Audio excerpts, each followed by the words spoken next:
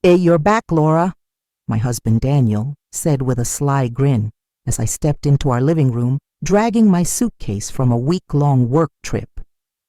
His too chummy tone sent a shiver down my spine. "Yeah," I said, setting my bag down, eyes narrowing. "What's with the smirk?" He waved a hand, casual as ever. "Oh, nothing, but, well, you'll hear soon enough. I made a big move while you were gone." I raised an eyebrow. "What move?" He leaned against the couch, his grin widening. "Your jewelry collection," he said, voice smug. "I sold it, every piece. And before you flip out, trust me, you'll thank me later. Those gems funded my empire." My heart stopped. My jewelry, the heirlooms from my mom and grandma, the pieces I'd bought with my own money, gone. "What did you say?" I whispered, voice shaking. Daniel chuckled, oblivious to my rage. "I sold it, Laura. Those diamonds were worth a fortune, enough to kickstart a venture that'll make us legends. You should be thrilled." My fists clenched, fury boiling. "Thrilled? You had no right, Daniel. That was mine." He rolled his eyes. "Come on, you barely wore it. It was just sitting there. Now it's doing something real. My name is Laura Mitchell, 39, and I've learned one thing in my marriage to Daniel. His ambition always trumps everything, even me. But what he didn't know, as his smug grin taunted me, was that I'd outsmarted him months ago. After a neighbor's burglary, I'd hidden tracking chips in my most precious pieces. He thought he'd won, but this was far from over. I wasn't just angry. I was ready to take him down. That night, alone in our bedroom, I stared at the empty drawer where my jewelry box once sat. The void mirrored the betrayal in my chest. My grandmother's emerald necklace, worn at her 75th birthday. My mom's pearl earrings from her engagement. The ruby ring I'd bought after my first promotion. Each piece held a story, a piece of me, and Daniel had pawned them like they were nothing. I wanted to storm downstairs, scream, demand answers, but I knew better. Rage wouldn't win this.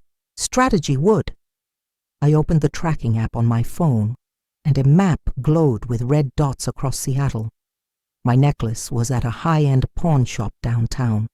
The earrings were in a warehouse near the port. Timestamps showed their paths, proof of Daniel's theft. A grim smile crossed my face. He thought I was clueless, but I had evidence. This wasn't just about getting my jewelry back. It was about reclaiming my life from a man who'd taken too much for too long. I met Daniel 8 years ago at a tech conference. He was a startup dreamer, all charisma and big ideas. I was a marketing manager, drawn to his passion. We married fast, despite his family's subtle jabs about my ordinary job. Over time, I saw his charm hid a ruthless streak, cutting corners, sweet-talking his way out of messes. I'd excused it, believing in his dreams, but this, selling my legacy for his empire, this was a line he couldn't uncross. I called my best friend Tara, spilling everything. His betrayal, the trackers, my fury. "Laura, you need the cops," she said, voice firm. "This isn't just wrong. It's illegal." "I'm going tomorrow," I said, resolve hardening. He's not wiggling out of this. Hanging up, I stared at the app's glowing dots. Daniel thought he'd played me. He was about to learn how wrong he was. The next morning, I walked into the Seattle police station, heart pounding but steady. At the desk, a calm officer, Detective Ramirez, greeted me. "I need to report a theft," I said. "My jewelry collection sold without my permission." His brow furrowed. "By who?" "My husband," I said, the words bitter. I showed him the tracking app, the map alive with my stolen pieces. I put trackers in them after a burglary scare. Ramirez's eyes widened. "Smart move. This is solid evidence. Got a list of the items?" I handed him a notebook detailing every piece: emerald necklace, pearl earrings, ruby ring, their values, their stories. As he read, I felt exposed, like my life was on that page. "This could be theft and fraud," he said. "Since your husband sold them without consent, we can trace the items. Are you ready to press charges?" I swallowed hard. "Yes, I want him accountable." He nodded. "We'll verify the signals and start recovery. This is a strong case, Mrs. Mitchell." Leaving the station, I felt a mix of relief and dread. Daniel's charm had always saved him, but not this time. Not with proof. Back home, I avoided Daniel, who was out networking. Tara came over with coffee, her presence grounding. "How'd it go?" she asked. I recounted the police visit, Ramirez's plan to track the jewelry, his hint that Daniel's finances might hide more. "He's in deep," Tara said.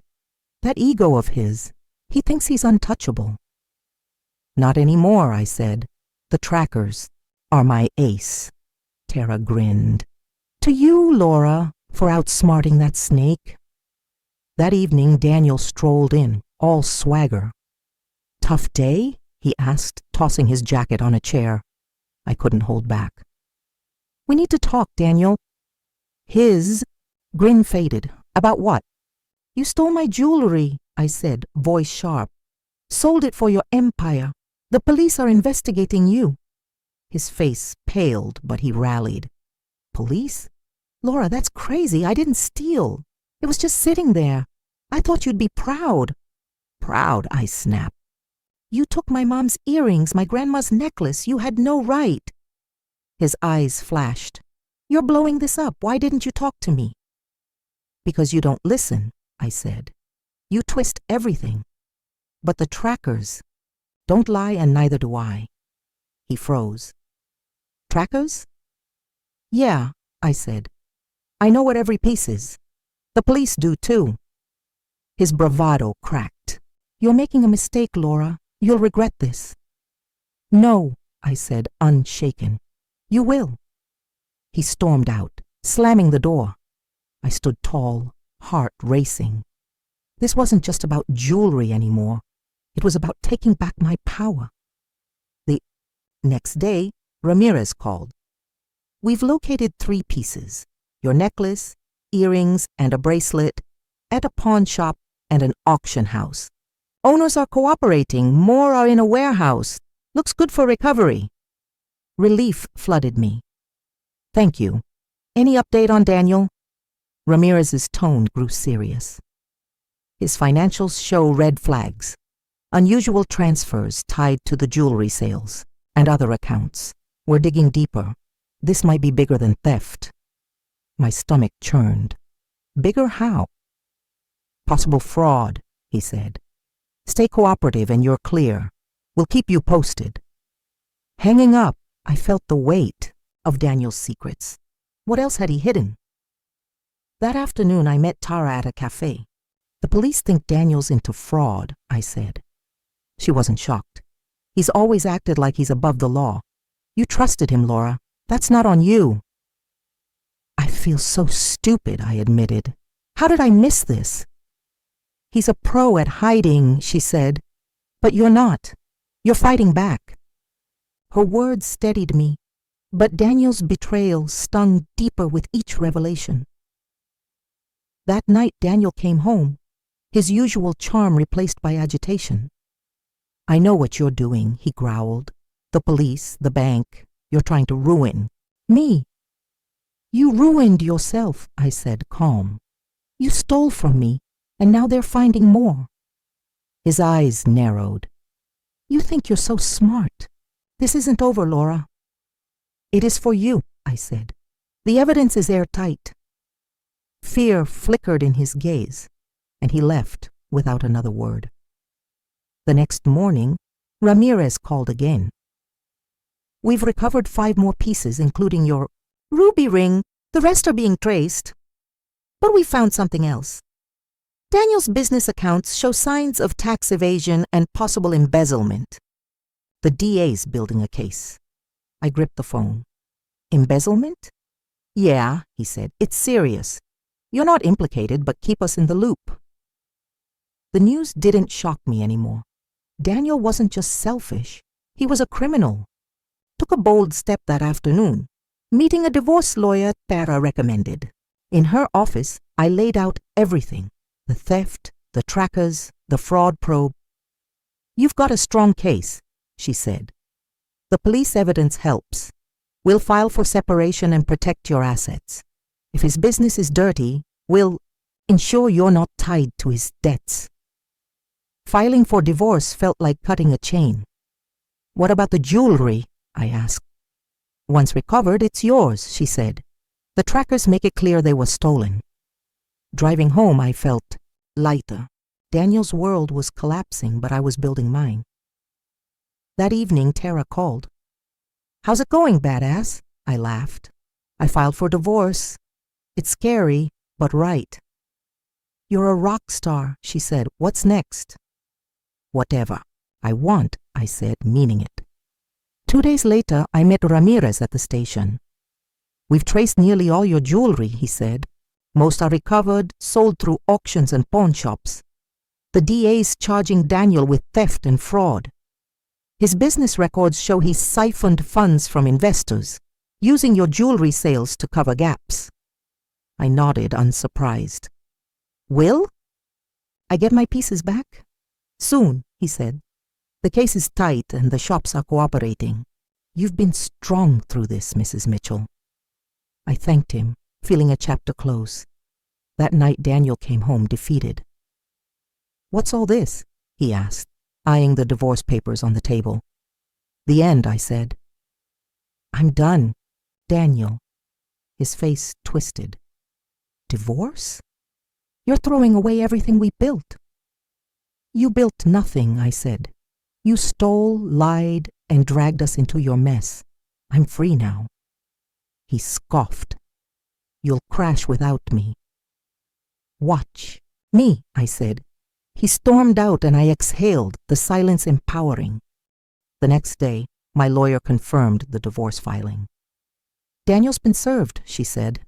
You're protected financially. His debts won't touch you. Ramirez called soon after. Charges are filed. Theft, fraud, embezzlement. He's facing years. Most of your jewelry's ready for pickup. At the station, I held my grandmother's necklace, my mom's earrings, my ruby ring. They weren't just objects. They were my history reclaimed. Daniel texted that night. You had to make this a circus. Happy now? I didn't reply. His fate was sealed, and I was done with his games. A week later, I collected the last of my jewelry, save one piece still being traced. At home, I spread them out, each glinting with memories. The betrayal still ached, but it no longer owned me. I'd set boundaries, fought back, and won. Tara came over, toasting. To Laura, who didn't just survive, she soared. I smiled. Not soaring yet, but getting there. She grinned. You're unstoppable. That night, alone in my quiet home, I realized how far I'd come. Daniel's ambition had nearly broken me, but it forged something stronger. My future was mine, open, bright, and free. The jewelry wasn't just back in my hands. It was a symbol of the life I'd taken back, piece by piece, from the man who thought he could steal it all.